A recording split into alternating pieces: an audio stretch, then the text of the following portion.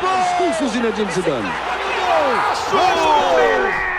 Uma beleza de gol!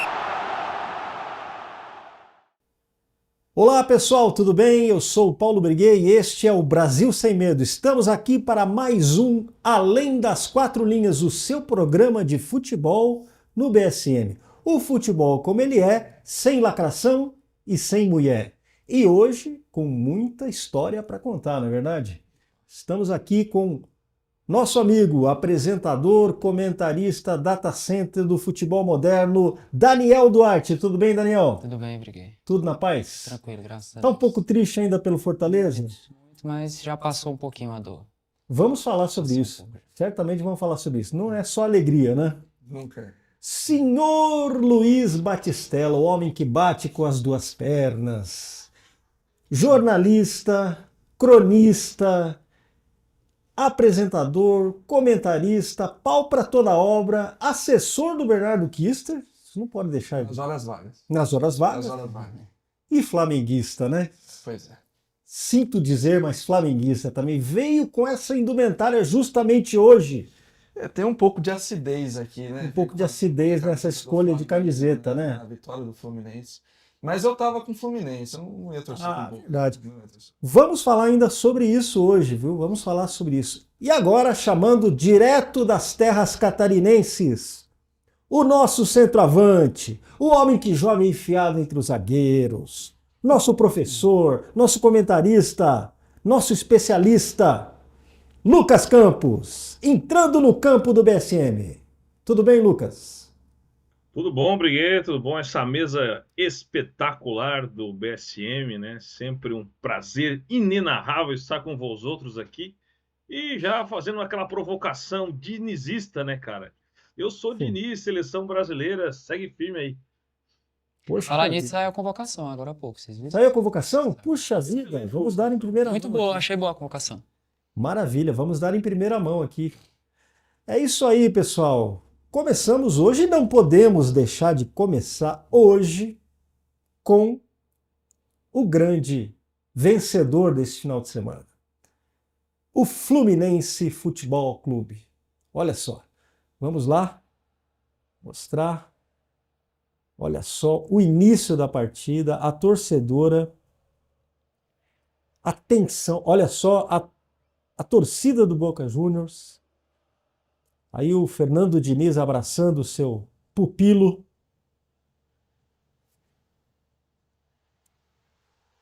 E o primeiro gol do German Cano. Foi logo no começo do jogo, né? Logo no começo foi mais ou menos 26 minutos do primeiro tempo.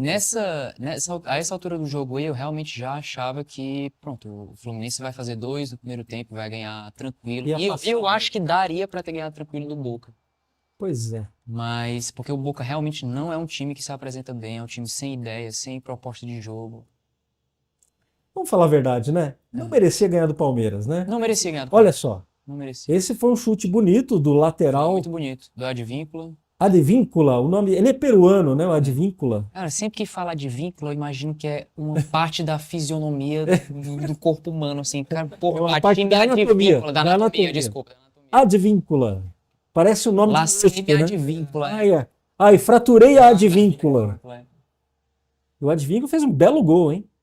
Todos os gols foram muito Diniz. bonitos. Né? Foram. Muito bonito, olha só. Aí o Boca Juniors ameaçando, mas aí ainda estamos no... Não, aí já está na prorrogação, né? Primeiro tempo da prorrogação. Esse Diniz com seu tradicional pijaminha de bundinha que ressalta suas nádegas. Aí começa a prorrogação. Pois é, eu A estava Letícia vendo... me perguntou, a minha esposa, por que ele usa pijama no jogo? Quando ela viu a primeira Olha vez que ela só, me disse. o gol do John Kennedy, né, que entrou Nossa. aí, foi colocado pelo Diniz. E vocês estão sabendo da história de que o Diniz realmente vazou uma parte, não é que vazou, conseguiram narrar por cima do áudio, né, por leitura labial. Nosso gol do jogo, né? Que ele, Você vai fazer o gol do título, né? que ele falou pro John Teve Kennedy essa- que queria fazer o gol da vitória. Assim, é até natural que o técnico faça isso. É, Você normal, Tá botando o garoto em Já campo fiz muitas vezes no Futebol Manager. na final, né? Realmente é natural que ele fale isso. Aí a expulsão, né? É. Veja só. Quase. Essa foi no finalzinho, bola na trave. O Marcelo ficou agoniado nesse lance. As pessoas ficaram muito agoniadas, né? Assim, a cena do Felipe Melo no banco, rezando, né?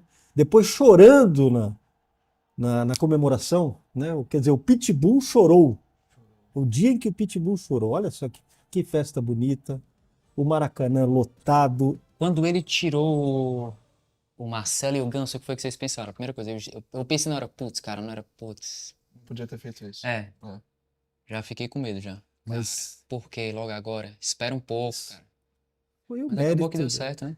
Agora, eu pensei imediatamente, quando eu já estava E foi pensando exatamente nele, o substituto do Ganso que fez o gol, que foi o John Kennedy. o John Kennedy. Então, é aquela história do... Agora o pessoal disse, ó, muito sério assim, o pessoal disse pra o John Kennedy ter cuidado na passeata agora. É? De Vitória.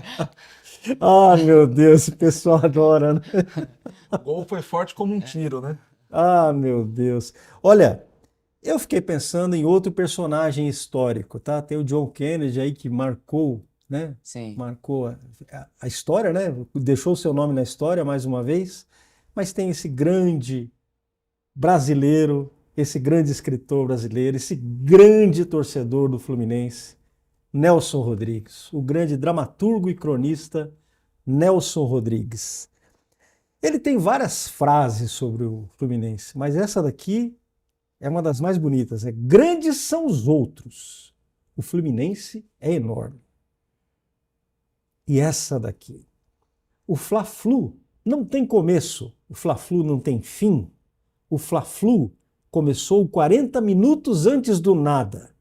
E aí então as multidões despertaram. É daí porque você veio com essa camisa do Flamengo, não é verdade, Pra dar Luiz?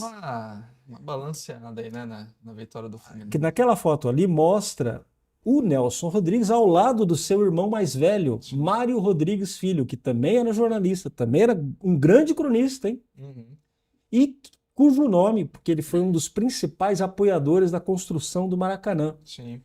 Mas até 1966, quando o Mário Rodrigues Filho morreu, o estádio se chamava Estádio Municipal do Maracanã. Quando ele morreu, resolveram então dar homenagem. Virou Estádio Jornalista Mário Filho. E o Nelson, ele era bem próximo do Zico, né? Tem inclusive várias fotos do Nelson e do Zico. O Nelson narra muitas conversas que ele teve com o Zico nos bastidores, assim. Então ele era bem familiarizado com alguns personagens ali do Flamengo. E o Mário Filho, que era um rubro-negro histórico, né, também. Então os dois escreveram belíssimas crônicas, inclusive tem uma coletânea de crônicas, Fla-Flu. E as multidões despertaram, que é uma referência a essa frase do Nelson. Então eles escreveram maravilhosamente bem sobre o Fla-Flu. Engraçado, lá no Nordeste, eu vim do Nordeste, né, sou do Ceará, e especialmente no Ceará, eu não conheci muitos. A gente tinha o costume, na minha época, a minha geração, de torcer para times do Sudeste, times locais e do Sudeste, porque era como se um time local fosse aquele amor mais próximo, não vai brigar por grandes títulos, grandes conquistas, grandes sonhos, e a gente escolhia um do Sudeste para o futebol de alto nível, né, do primeiro patamar. Hoje, graças a Deus, já mudou um pouco isso, mas na época eu não via muitos torcedores do Fluminense no Nordeste. A impressão que eu tinha, não sei se é a de vocês, eu quero perguntar, a impressão que eu tinha é que a torcida do Fluminense realmente tem uma paixão diferente. Existe uma relação com o Fluminense que é diferenciada. Assim, é uma paixão de... É como se fosse menos violenta, mas é uma paixão mais... É como se fosse um amor mais amadurecido, a impressão que eu tenho é essa. Olha só, que bela imagem. Bela imagem. A impressão que eu tenho do Fluminense, do que falou o Daniel, que é o seguinte: o Fluminense é um time já foi um time de muito altos e baixos, não só nessa época, mas em outras épocas também. O Fluminense é um time que é aquela coisa, né? O cara namora a menina já há 10 anos, mas eles já foram e voltaram 10 vezes, ela avacalha, ele avacalha, aí daqui a pouco os dois se reatam. E é aquela coisa, né? Tu não tem um grande evento assim, por exemplo, no Flamengo. O Flamengo é um time que nunca caiu para a segunda divisão, As maiores emoções do Flamengo, elas são Libertadores, Mundial, são coisas de time grande realmente. Não que o Fluminense não seja um time grande, mas é um time grande estável, né? Que tá ali sempre, por mais que fique às vezes em más colocações, mas não é um time de Série C, por exemplo, caiu da A para B, da B para C. Olha, faz a conta e vê quem é que caiu da A para B, da B para C e entrou em Pindaíba desse jeito. Então, é claro que isso gera novos fatores emocionais. Então, o Fluminense tem esse diferencial realmente. Quando você vê algum torcedor do Fluminense muito efusivo, você vê que ele já passou vários sofrimentos da vida. Eu não digo aqui que o sofrimento, às vezes, ele é ruim, mas, por exemplo, você cai para C e depois vê o seu time subindo da C para B e depois da B para A, sendo que este é um lugar onde ele não deveria ter saído a priori, né? Então, essas coisas geram emoções diferentes, evidentemente, isso vale para qualquer outra área da vida. Mas o torcedor do Fluminense, ele só perde é mais ou menos como o do Botafogo, né? O do Botafogo é aquela coisa, quando ganha alguma coisa, é aquela explosão, ele já sabe que é um time de médio porte entre os grandes, né? Talvez o menor dentre os grandes ali, né? Então não tem tanta efusividade quando vai comemorar. Mas se ele ganha, ele fica tranquilo. Ele, pô, ganhei, que legal. Ele não tá preocupado se o time tá na B. Ele torce igual, ele vai pro estádio, ele comemora. Quando mesmo foi que o Fluminense caiu para B, depois para C? Não era ainda pontos corridos. Né? Não, é 99, né? 2000, da Copa Jovelândia. Então, ele foi da B para C, da C para D e para D para C foder. Não. Foi, pô, essa foi... Foi da A para B, da B para C e para C foder. E depois voltou tudo. É incrível, rapaz. Mas agora o Fluminense... Foi o Parreira que salvou, viu? Foi o Parreira que salvou o Fluminense. Pegou ele lá na 3ª divisão e resgatou o Fluminense. E agora, nos próximos 2 anos, o Fluminense vai estar no cenário internacional, né? Porque ele está já classificado para o Super Mundial de 2025, sim, que aí eles vão ter, acho que, em torno de 32 clubes. Né? Tá o Fluminense, o Palmeiras e o Flamengo, se eu não me engano. Esse Mundial sozinho dá um programa, né, cara? Dá um programa, engraçado. Não sei se você soube, já estão fechando o Mundial de 2025, Super Mundial. A gente vai ter que falar só sobre isso um dia. E o Fluminense vai estar em destaque internacional até 2025 no mínimo. Que beleza. Já vai jogar agora contra o Manchester City, do Guardiola. Vai ser assim, se passar do time árabe, né? E falando, meus amigos, Lucas, falando desses altos e baixos que você mencionou, o Fluminense esteve quase lá. Ele quase ganhou a Libertadores em 2008. Foi para a final, também uma final no Maracanã, tá? Ele tinha toda a possibilidade de vencer e acabou perdendo nos pênaltis para o LDU. Exatamente para o LDU que venceu o Fortaleza agora. Em 2008, é um time comandado pelo Renato Gaúcho. Então chegou quase, tocou, sabe quando toca assim a taça? Pôs a mão na taça, mas ela fugiu. E agora, 15 anos depois... A história se repete com outro tricolor, né? 15 anos com outro tricolor agora, o Fortaleza no Maracanã também. Né? Agora, eu confesso para vocês, quando teve aquele gol do Advíncula, eu falei, a viola está em caco. Aquele silêncio no Maracanã, vocês ouviram aquele silêncio no Maracanã? O Advíncula que jogava na Ponte Preta, né? Jogava na Ponte Preta em 2013. Né? Ou seja, agora está lá, finalista foi finalista da Libertadores, claro, não foi feliz, mas ele fez um golaço. O Advíncula é um dos poucos jogadores que cria alguma coisa na equipe do Boca Juniors. Né? A equipe do Boca Juniors é uma equipe muito curta, realmente, muito burocrática. E o Advíncula, o Figal, ali são 2 jogadores que ainda tentavam, de alguma maneira, chegar ao lugar. Mas Advíncula realmente parece nome aqueles de... Como falou o nome da biologia, né? Alguma coisa assim. Anatomia, né? Olha, sem dúvida teria sido uma final mais bonita com o Palmeiras, hein? Teria, não, sem dúvida. Aí ia ser realmente... O Palmeiras está engrenando agora também, né? Depois nós vamos falar do Palmeiras também. Jogando... Mas eu queria ressaltar o seguinte, essa torcida olha só, Maracanã, 3 de novembro de 2023. Essa data vai ficar marcada. Sim. Uma semana antes teve aquela tristeza do tricolor cearense, né? do Leão. As cores são muito bonitas, né? Cores muito, um espetáculo belíssimo.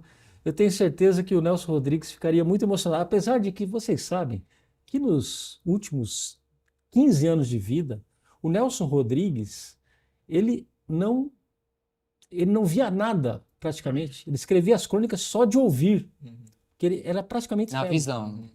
Ele era praticamente Ele cego. estava bem doente, né? Ele inclusive. estava bem doente. Ele havia ficado internado e teve uma complicação seríssima de saúde, quase morreu, depois Isso. voltou. Pois é.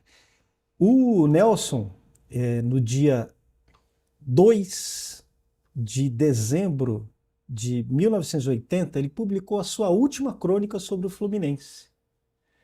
Exatamente, saiu publicado no dia 3, né? Mas no dia 2 teve a final do Campeonato Carioca, contra o Fluminense contra o Vasco. E ele escreveu então a sua última crônica. Ele foi proibido pelos médicos de assistir ao jogo, de ir ao Maracanã. Não podia assistir. Então o que acontecia? Ele ficava... Vamos mostrar tem uma imagem dele aqui que é excelente, dele com os... Vou pedir para a Ana colocar... Dele com os filhos no Maracanã. Aqui, olha. Eu vos digo que o melhor time é o Fluminense. E podem me dizer que os fatos provam o contrário, que eu vou responder. Pior para os fatos. Esse aqui era o Nelson no Maracanã. Aqui eu não sei se ele já estava enxergando muita coisa, não. Tá? E aqui à direita tem o Nelson Rodrigues Filho, que depois deixou crescer aquela barba. Tem uma história incrível. Mas o Nelson Rodrigues Filho estava com o pai nesse dia, nesse último jogo que o Nelson acompanhou, né? Mas ele teve que ficar em casa.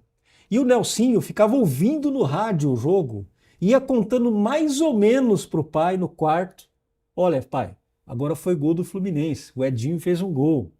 Então, olha, ele ia contando mais ou menos para não deixar o Nelson muito nervoso, Sim. muito aflito. E aí ele escreveu essa crônica que foi a sua última. E muito emocionante, assim, a forma como o Nelsinho relata. E o curioso é o seguinte, né? O Nelson Rodrigues Filho, ele era xará do técnico do Fluminense na época. O Nelsinho era o técnico do Fluminense na época. E ele foi campeão, então, em 1980 com... O Nelson Rodrigues estaria muito feliz, né? Porque se o Fluminense jogasse no céu, eu morreria para vê-lo jogar. Então, certamente, essa é uma frase muito bonita também do Nelson, né? E você que é um flamenguista, Luiz Batistella, você torceu para o Fluminense neste sábado? Ou eu estou sendo muito exagerado? Não, pior que eu torci mesmo. Eu não tenho problemas com o Fluminense, assim. Eu acho que eu sou um flamenguista meio frouxo. É a mesma coisa com o Ceará, cara. O Ceará perde, o Ceará fica mal, eu fico mal também. Eu não consigo ficar, te fudeu. Vocês têm isso. O Nelson me fez ter uma compaixão muito grande pelo Fluminense. Tá certo. Eu sou apaixonado pelo Nelson, né? Então logo eu sou apaixonado pelo Fluminense, certo? Cara, eu não tenho isso com o Corinthians, não. Não tem, não?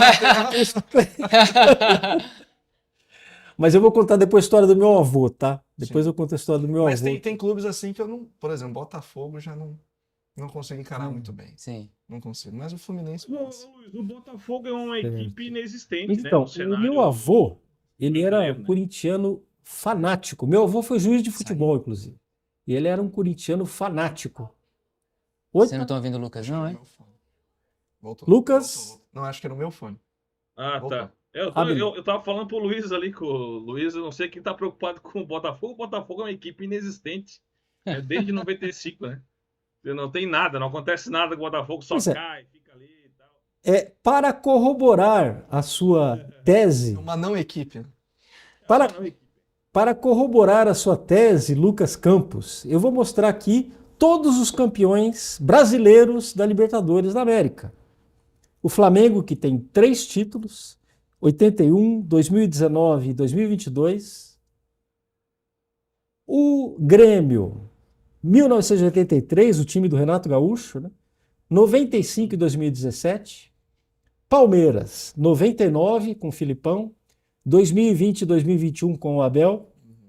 Santos, 62 e 63 com o Pelé. 2011 com o Neymar. Neymar, Paulo Henrique Ganso. Timaço, né? São Paulo, 92 e 93 com o Raí e companhia. Tele Santana, né? E 2005. Cruzeiro, 76, grande time, hein? Tinha o Palhinha, Raul Plasman, Joãozinho. E 1997, Inter, 2006, que foi o campeonato daquele Fernandão. Fernandão, Fernandão. o grande Fernandão, falecido, saudoso Fernandão. Saudoso Fernandão. E 2010, Atlético Mineiro, 2013. Que foi o de 2006 que tirou o título do Ronaldinho Gaúcho, inclusive. Pois do é. Inter. O de 2013 foi a época do goleiro Vitor, né? Tava Ah, sim. defendendo demais. O Corinthians, 2012, também um título incontestável do E aí o último Corinthians. brasileiro a ganhar o Mundial. É. Né?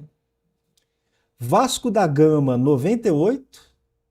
E, finalmente, o Fluminense, 2023. O único time, eu estava comentando com meu filho hoje, o único time grande, dos grandes brasileiros, que não tem título da Libertadores é o Botafogo. Todos os Eu outros têm problema. eu discordo, Paulo. Uhum. Por quê? Você acha que o Botafogo não é um Porque time não é grande? grande, é. Não, eu discordo por dois motivos. O primeiro é técnico, motivo técnico, e o segundo por motivos institucionais. Veja, o Clube dos 13, Sim. o Clube dos 13 envolve todos esses 11 que estão aí, mais Botafogo e Bahia. Então o Ah, é Bahia verdade. considera time grande no Brasil. O Clube dos É 13 verdade. tem o Bahia. E, assim, isso é institucionalmente, né? Agora, tecnicamente, o Botafogo não é grande, mas nem aqui, nem na China. O Botafogo é o seguinte, meus amigos. Ele vive do Garrincha, do Newton Santos, desses grandes craques do passado, da década de 60, e você tem um abismo entre esses aí e o nosso querido, amado artilheiro do mundo, Túlio Maravilha, né? Esse aí eu gosto dele pra caramba. Túlio Maravilha é aquele artilheiro que a bola bate na canela e entra, nas costas, bate em todo mundo, sobra para ele. E ele tem aquela famosa frase, né? Eu tenho uma mania, mas uma mania de fazer gol, né? Aquela mania feia de fazer gol. Então, ele tinha essa mania de fazer gol, né? E ficou lá, né? Mas aí não daria pra gente dizer a mesma coisa do Santos, não, cara? Olha, é possível, mas o Santos venceu a Libertadores, né? Pois é, mas venceu a Libertadores numa... Tem esse diferencial. Venceu a Libertadores numa E época outra coisa, o Santos tem o Pelé, né, cara? Pelé é o Pelé, né? É. Então, não tem como comparar. O Milton Neves, ele costuma dizer, ele não fala Santos time do Pelé, ele fala Pelé time do Santos. Pelé time do Santos, né? Então e teve o Neymar, né, em 2011, que deu esse título importante para o Santos aí. Grandes jogadores naquela época, né? Teve o Elano, estavam também jogando muito bem. Nem sempre ele acertava, às vezes ele estava elando um pouco, né? Mas enfim. Tava esperando O John é por essa. botafoguense. Quem? O John. O quê? O John é botafoguense. Yes. O John Botafoguense, vamos chamar ele aqui agora. João é uma pessoa aqui da redação. Cara, nós temos um botafoguense no Brasil sem medo. Pois é. Nós temos um Você botafoguense. botafoguense no Brasil, cara. Cara, Então, aí, Mas no Brasil, Nós sem temos medo, aqui. tem. Mas no Brasil sem medo tem. Quando eu fui missionário por um tempo, eu morei com uma pessoa, um cara que era carioca, né? Botafogo doente. Foi a única pessoa que eu conheci, eu acho que era Botafogo. Pois é. Meus amigos, vamos mostrar, vou colocar na tela agora o personagem O homem. importantíssimo do jogo, né? E aqui nós temos uma imagem muito significativa, porque é ele com a camisa do Fluminense e ao fundo a bandeira do Brasil. Lucas Campos, você que é um oráculo nessas questões. Diniz fica ou não na seleção brasileira? olha, depois desse título do Fluminense aí, ele ganha um gás muito grande, inclusive para a seleção brasileira. Mas veja, futebol as coisas mudam muito rápido, né? Embora ele tenha feito uma boa convocação hoje, se ele não vencer pelo menos um dos dois jogos contra Colômbia e Argentina, a situação começa a ficar não só difícil pelo resultado, mas você percebe ali uma disposição entre todos os outros treinadores que estão supostamente aí pedindo passagem, né? E também a pressão do torcedor, tudo isso vai ficando um pouco mais difícil para ele. É claro que são jogos complicados, né? Não são jogos mais que você é obrigado a ganhar, como antes era, né? Por exemplo, Venezuela, Bolívia, Peru, etc. Você vai pegar dois dos maiores times da América do Sul, né? Se não os dois maiores, junto com o Brasil, né? Que é Colômbia e Argentina, né? Mais Uruguai, claro, que é considerado uma grande equipe. Mas fica difícil para o Diniz ele resistir nesse aspecto se houver pelo menos, por exemplo, essa primeira derrota aí, né? Se já perder logo de cara para a Colômbia. Então eu acredito que o Diniz ganha um gás aí e eu sinceramente fiquei feliz com a convocação, não exatamente com a convocação, mas veja, algumas ausências importantes também. A ausência do Richarlison, ela é importante. Eu acho que o Richarlison tem que dar um tempo mesmo à seleção brasileira. E se voltar aí com o futebol que levou ele à seleção, com alguns gols, quem sabe botar aí a entrada do Endrick, né? A entrada do Endrick é o grande nome, e também do Nino. Né? O Nino que era aqui do Criciúma, não servia aqui, tinha deficiência técnica e agora está na seleção brasileira. O Criciúma O Nino é lateral também. esquerdo, né? Não, o Nino é zagueiro. Ah, zagueiro. Desculpa. Zagueiro. Foi agora pro Forest da Inglaterra. É, não- Nottingham Forest. eu acho que a entrada do Endrick também foi importantíssima, né? Não, acho que o Endrick foi a principal, né? A principal. Do Endrick foi a principal, Ele tava aí top depois tem o 30 Nino. até. Com certeza o Endrick estava merecendo e você não dá nem para comparar o que está jogando o Endrick agora com o que está jogando, por exemplo, o Richarlison, né? O que eu achei... Assim, a manutenção do Gabriel Jesus também ela é importante ali, eu acho que dá para mantê-lo. Né? Eu fico triste numa coisa, cara, eu gosto de ver o Firmino jogar, assim. Eu gosto também, na verdade. Eu gosto muito do Firmino, ele sabe fazer gol, tá no lugar certo. O Brasil, a seleção brasileira não tem um centroavante nato assim, de ficar ali na área, de estar jogando junto aos zagueiros, enfiado ali, né? Como a gente gosta, né, Miguel? Então eu acho que a convocação do Endrick pode ser que mude alguma coisa. Talvez eles coloquem o Endrick por ali, né? Porque é o único lugar que sobra, né? Para colocar o Endrick é naquela posição. E eu acho que ele tem que jogar. Eu acho que ele vai provavelmente escalar já o Gabriel Jesus como titular Também acho e que colocar o Endrick No segundo tempo. E eu acho que ele tem que fazer isso. Assim, para mim, o Endrick, eu já perspectiva, para mim, é dele ser titular da seleção brasileira já nos próximos meses. Eu também acho, ele tem que jogar. Eu acho que ele é o perfil do que não só o que o Diniz propõe, mas que sempre foi o comum no futebol brasileiro, da seleção especialmente. Porque a gente falou do Firmino agora, o Lucas Campos. Firmino, para mim, foi o melhor centroavante brasileiro dos últimos, sei lá, 6, 7 anos, talvez. 5, 6, 7 anos. Só que ele jogava muito diferente do que a seleção sempre propôs e que sempre esteve acostumado a jogar, que ele era realmente o falso 9 raiz. O Klopp, que era o técnico do Firmino no Liverpool, ele sempre diz, e algumas pessoas confirmaram, para mim, o Firmino foi o melhor falso 9 de todos os tempos. Se você quiser escrever um livro sobre falso 9, você tem que falar sobre o Firmino, você tem que estudar o Firmino. E eu acho que ele estava certo, só que ele não encaixou bem no Brasil. E a proposta de jogo da seleção, o jeito que não só os técnicos, mas que os torcedores querem ver o Brasil jogar, é muito difícil encaixar o Gabriel Jesus também. Eu acho que é mais a cara do Endrick mesmo, assim. O que eu fiquei feliz na convocação também é que ele chamou o Douglas Luiz, que está muito bem lá na Inglaterra. Eu acho que ele pode compor um meio de campo bom com o Bruno Guimarães, Douglas Luiz, Bruno Guimarães e o Rodrigo fazendo o meio de campo avançado, que seria a função do Neymar. Eu acho que dá um time legal. Assim, o Rafinha voltando agora. Outra coisa também interessante é o João Pedro. Que o João Pedro é um centroavante que está jogando no Brighton. Ele era do Fluminense, inclusive, se eu não me engano, o João Pedro. Acredito que sim. Joga muito bem, é uma promessa muito boa. Eu acho que dá para ele ter uns tempinhos de bola, assim, testar, ver o que ele faz na seleção brasileira. Acho que é uma convocação boa. Bom, e o nosso... Quando é que é o jogo mesmo? Com a Colômbia? Agora. Deixa eu ver aqui. É agora em dezembro, antes de dezembro, né? Antes do final do ano. Não tô lembrado. Não entendi a pergunta, obrigado. Dia 16 já. Dia 16. Ótimo. O jogo 16 16. e 21. Isso. Minha gente. Aí já tem a pressão. 16 Agora, uma de coisa Barranquilla. também, Lucas, que eu fico triste, cara, é que eu acho que ele deveria ter convocado o Paquetá. Eu ainda fico meio assim, pé atrás com essa política, cara. Ele não tá levando o Paquetá por conta de política. Pois é, eu fico meio assim com essa questão de política, cara. Um monte de outros, um bocado de outras seleções deixaram isso pra lá e convocaram os caras e foda-se. Eu não sou fã do Paquetá, mas é evidente que nessa seleção Ele, tem ele espaço, encaixa bem, ele tem espaço. entendeu? Ele Cara. encaixa ali, concordo também. Eu acho que já era tempo, cara. Assim, eu acho que o Diniz, pra mim, é uma das desvantagens de ter o Diniz como técnico interino hoje, que você vê a vontade dele de permanecer e ele sempre vai ser o elo mais fraco. Assim, o que a CBF disser, ele vai obedecer. E ele Ô, vai Danilo, mas é que o Brasil, tentar acabar o a Brasil posição dele. abraça, o Brasil abraça toda e qualquer porcaria, né? Você já ouviu?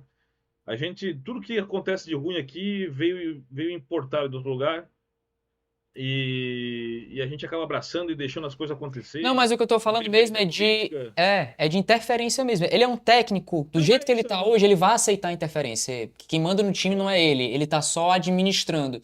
Por isso que eu acho que talvez a vinda possível do Ancelotti, eu acho que é um dos pontos positivos. Porque o Ancelotti tem um nome muito grande. Eu acho que ele vai poder bater de frente com a politicagem da CBF, assim, digamos, politicagem, né? Se a CBF quiser decidir uma coisa, ele, cara, eu vim aqui pra fazer isso aqui. Se você não quiser, eu vou embora. Não tem pra quê, cara? Sim. Ele já tem um nome talvez maior do que.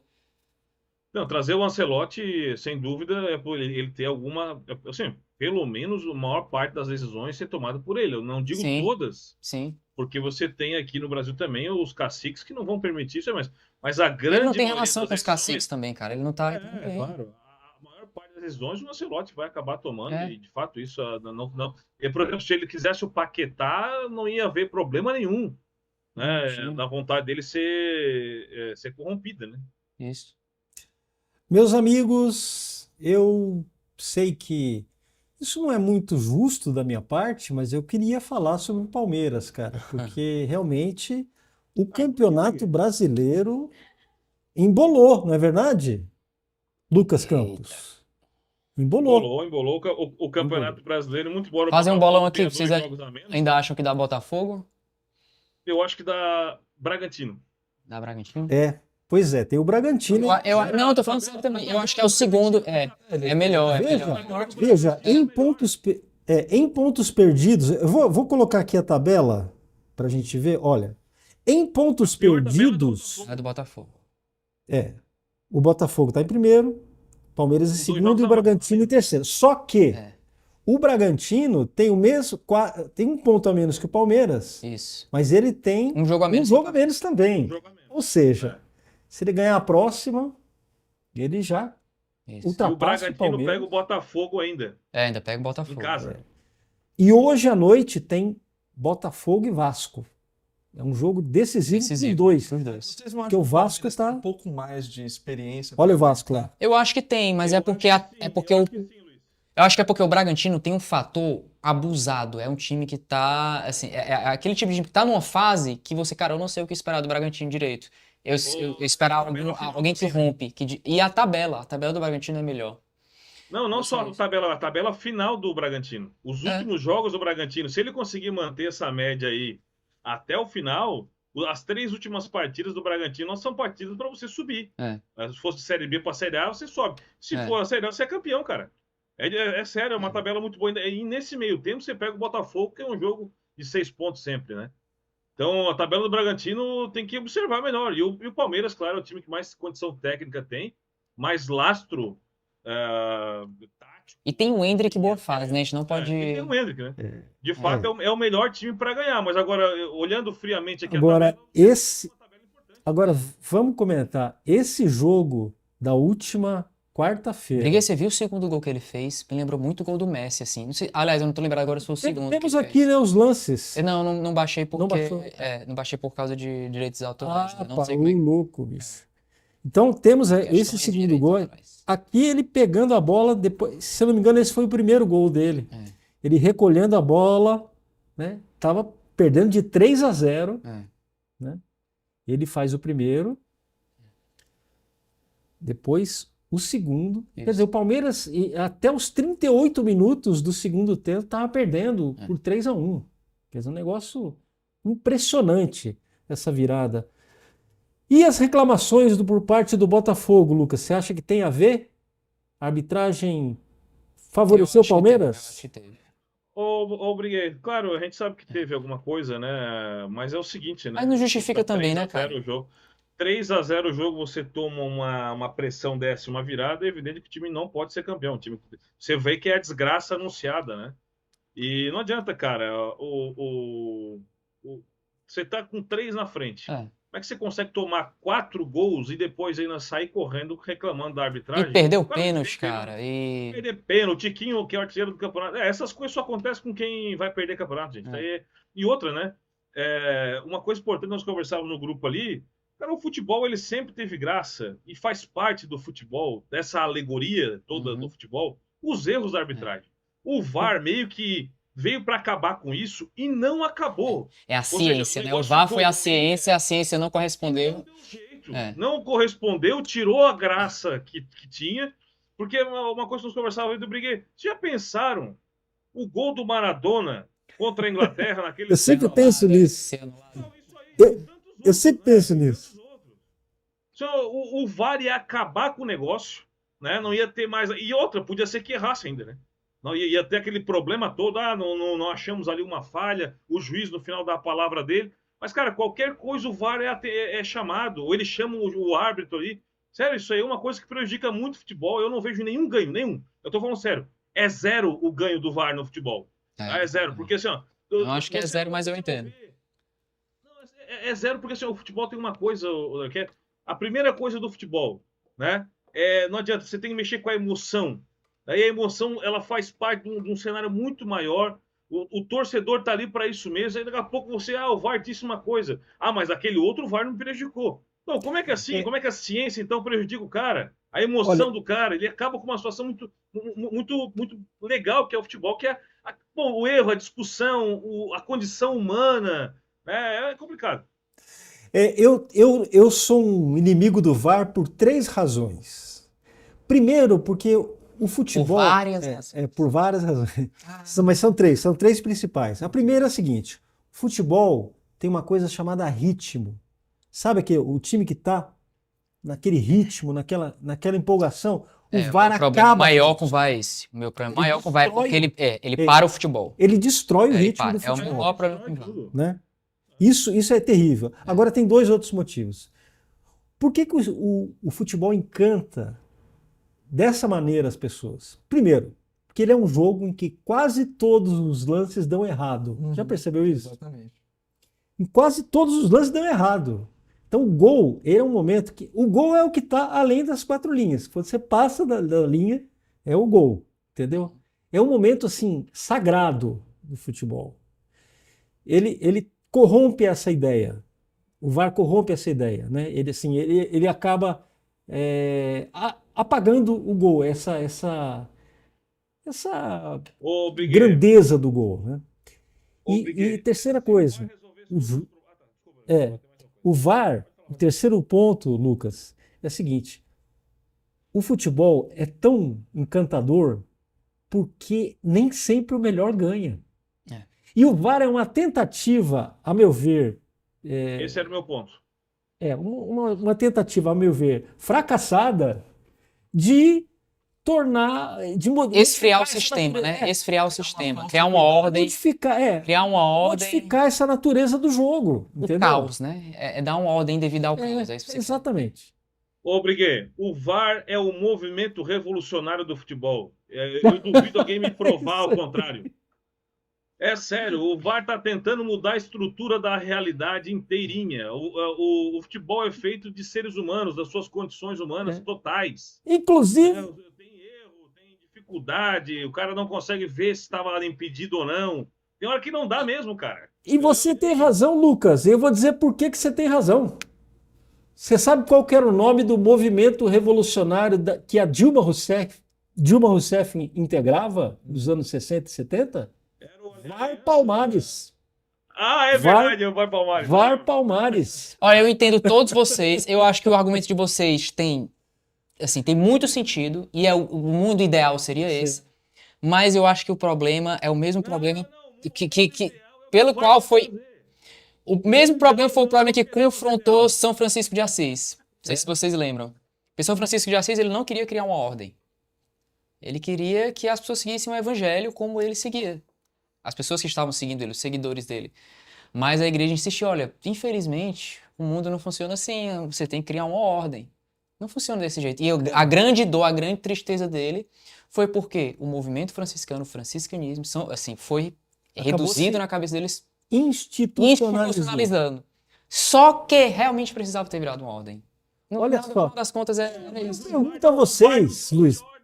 Trouxe, cara. Infelizmente já tem muitos exemplos, assim. Luiz, Muito. eu pergunto a vocês. Na Liga dos programa- Campeões. Qual- Ah, é porque eu acho que tem Não, muita não. diferença na América do Sul, mas lá Deixa- fora, assim. Posso fazer um parênteses aqui? Em qual programa da mídia brasileira você encontra discussões teológicas, tá? Sobre futebol? Nelson Rodrigues, a São De Francisco. Nelson Rodrigues a São Francisco de Assis. É só aqui É só no aqui. Além das Quatro Linhas, meus É caros. um movimento revolucionário. Tem Olavo, tem tudo aqui. Tem Fuglin. É isso aí. Muito bom, gente. Olha, eu fiquei muito feliz com esse programa, viu? Vocês me E orgulham. o Fortaleza? E o Fortaleza? Olha, eu vou dizer pra você, Daniel, sem demagogia, Sim, tá? sim. Eu torci com sinceridade pro Fortaleza naquele sábado, Todos nós. aquele Tem fatídico muita gente no sábado. Brasil, né? Por que você acha que o Fortaleza deixou escapar esse que seria o primeiro título internacional de um clube nordestino? Sim, o que é mais gritante pra mim, o maior problema do jogo mesmo, foram as alterações no final do jogo feitas pelo Vojvoda, que é o técnico argentino do Fortaleza. Assim, é óbvio que Fortaleza podia ter saído melhor, dava pra ele ter tido maior controle do jogo, começou ganhando, deixou a LDU ganhar espaço, teve problemas no meio de campo depois, teve problemas na evolução de jogo. O Pochettino entrou bem, mas depois ficou cansado, teve que sair, teve problemas físicos.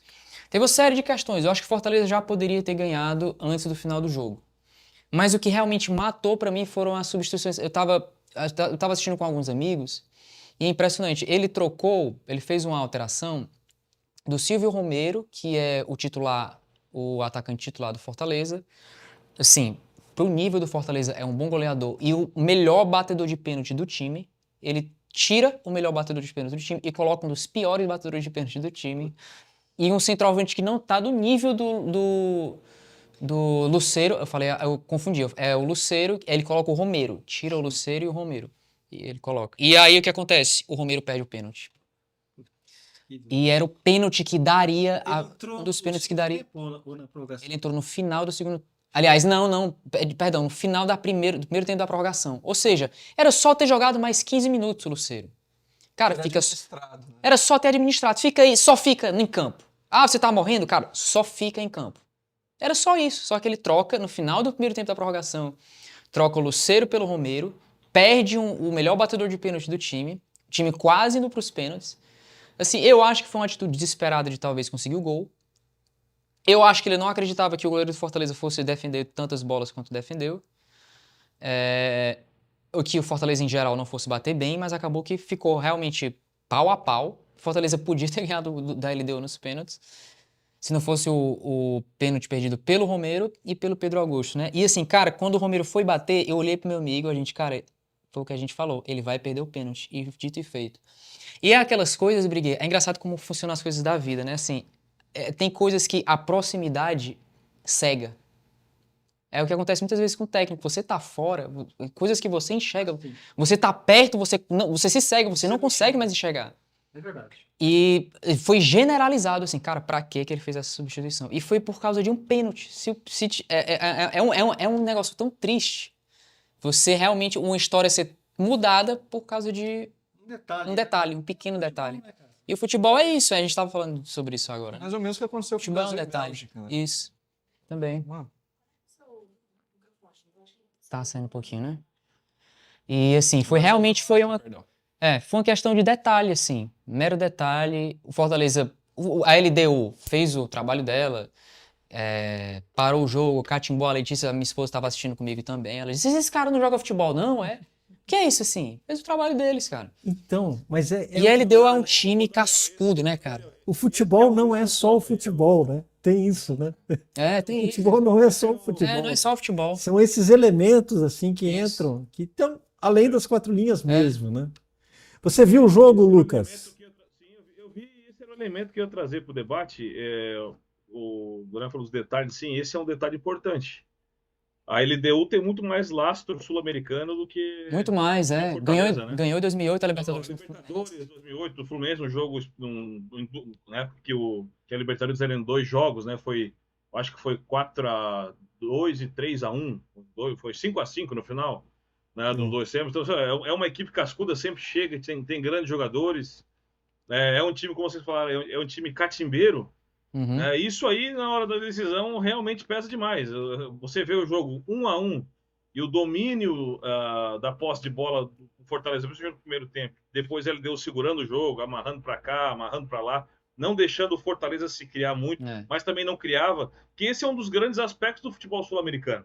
O futebol sul-americano, em equipes equatorianas, argentinas, colombianas, uruguaias, essas de língua mais hispânica, você vê que todos eles quando não conseguem jogar, Não deixa o outro jogar, não. O Boca é um time assim.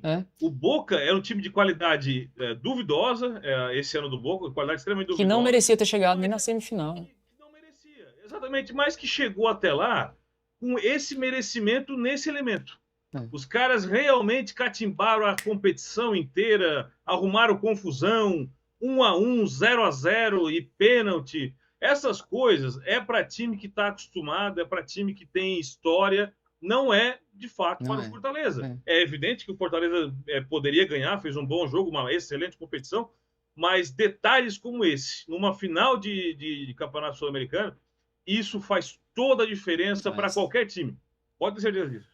E me lembrou muito, desculpa, Briguei, mas só para eu não esquecer, que eu ia falar antes. Rapaz, eu tava assistindo o jogo do Fluminense e eu tive uma sensação de déjà vu. Porque foi muito parecido. O Fluminense sai na frente e aí o Boca começa a trancar o jogo e tira o gol numa jogada individual, um golaço.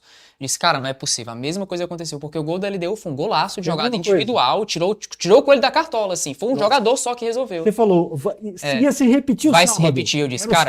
O sábado fatídico imaginei se repetiria no Maracanã. Quando foi pra prorrogação, eu disse, não é possível, cara, vai pros pênaltis e o Fluminense vai perder nos pênaltis. Nossa, deu uma declaração que confiava demais no Romero. Nós temos um grande jogador, que é o Romero, o melhor goleiro aí da América do Sul, etc. Ou seja, os caras contavam com o Romero para um monte de coisa. Pros pênaltis, verdade é essa. É verdade. E assim, foi a mesma mentalidade. A mentalidade do Boca Juniors foi a mesma mentalidade do LDU. Tentar levar pros pênaltis, tentar catimbar, tentar não deixar o outro time jogar. É impressionante, cara. Assim, e eu fico com pena da situação do futebol sul-americano em termos de competição, porque isso meio que trava as competições de mata-mata. A gente vê como as Copas estão evoluindo, o futebol das Copas. A gente vê muitos times conseguindo fazer isso e chegando em estágios avançados.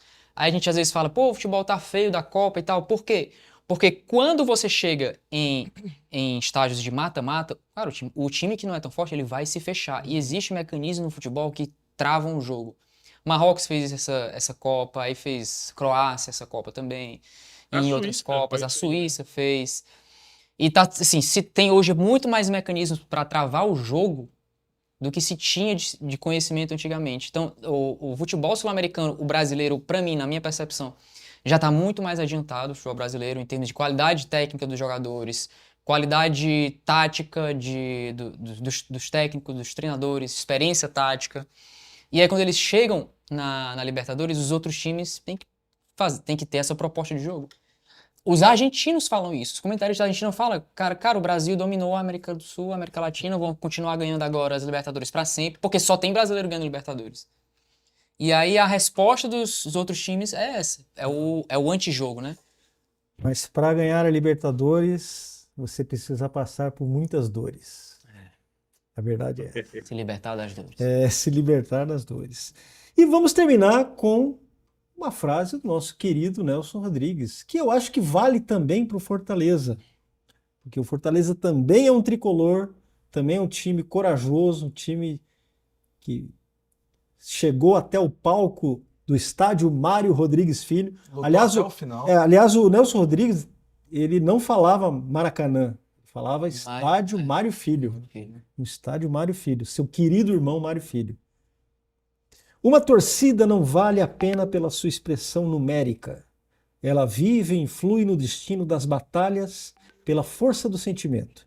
E a torcida tricolor leva um imperecível estandarte de paixão. Nelson Rodrigues. Frase. O Nelson Rodrigues corroboraria com o nosso argumento do VAR.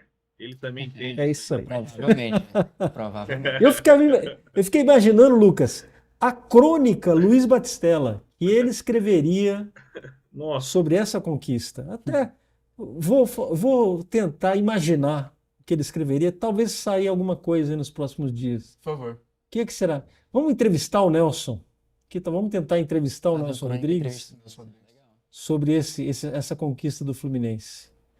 Meus amigos, chegamos então ao fim de mais um Além das Quatro Linhas. Hoje eu até misturei o nome dos programas. Foi. Sim. Estava treinando aqui, eu falei Além das Palavras. Como é que é? Não. Com o perdão das 4 linhas. Com o perdão das 4 linhas. Né? Com o perdão das 4 linhas é Além das Palavras.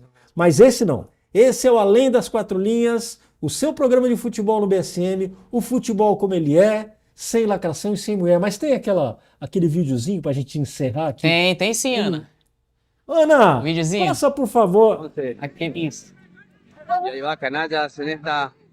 Si la hace bien puede ser, sale el arquero, revienta muy bien. Guarda que ahí se escapa el número 7, si la hace bien. Sí, puede ser, le pegó. Um golaço. Golaço. Como é que Parabéns, se chama esse gol? parabéns ao Handicap Futebol Clube, esse time que não dá mancada. Não dá, mano. Esse time que não dá mancada em campo. Esse É isso time aí. que bate com todas as pernas. É isso aí. Pessoal, esse foi mais um Além das Quatro Linhas, o futebol como ele é, sem lacração e sem mulher. Até a próxima. Expulso Zinedine Zidane. Gol!